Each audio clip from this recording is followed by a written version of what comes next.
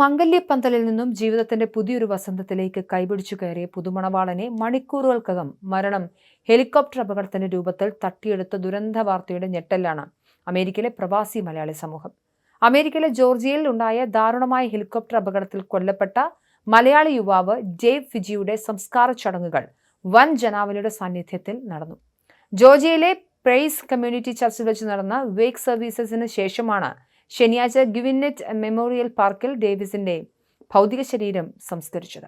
ജോർജിയയിലെ Dawson കൗണ്ടിക്ക് സമീപമുള്ള വനമേഖലയിൽ കഴിഞ്ഞ ദിവസം രാത്രിയാണ് അമേരിക്കയെയും പ്രവാസികളെയും ഒരേപോലെ നടുക്കിയ ഹെലികോപ്റ്റർ അപകടമുണ്ടായത്.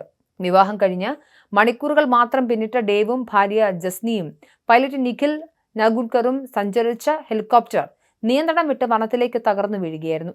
അപകടത്തിന്റെ ആഘാതത്തിൽ ഹെലികോപ്റ്റർ പൂർണ്ണമായും തകരുകയും മലയാളി യുവാവായ ഡേവ് ഫിജിയും പൈലറ്റ് നിഖിൽ നർഗുൺകറും സംഭവ സ്ഥലത്ത് തന്നെ ദാരുണമായി മരണപ്പെടുകയും ചെയ്തു. അതേ ഹെലികോപ്റ്ററിൽ ഡേവിനൊപ്പം തൊട്ടടുത്തിരുന്ന ഭാര്യ ജസ്നി ഫിജി ശരീരത്തിൽ ഗുരുതരമായ മുറിവുകളും ചതവുകളുമായി അത്ഭുതകരമായാണ് ദുരന്തത്തിൽ നിന്നും രക്ഷപ്പെട്ടത്.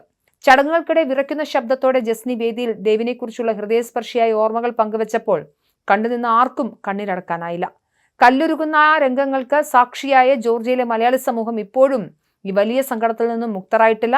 അപകടത്തെക്കുറിച്ച് പ്രാദേശിക ഭരണകൂടവും US ഫെഡറൽ ഏജൻസികളും സംയുക്തമായ അന്വേഷണം ആരംഭിച്ചിട്ടുണ്ട്.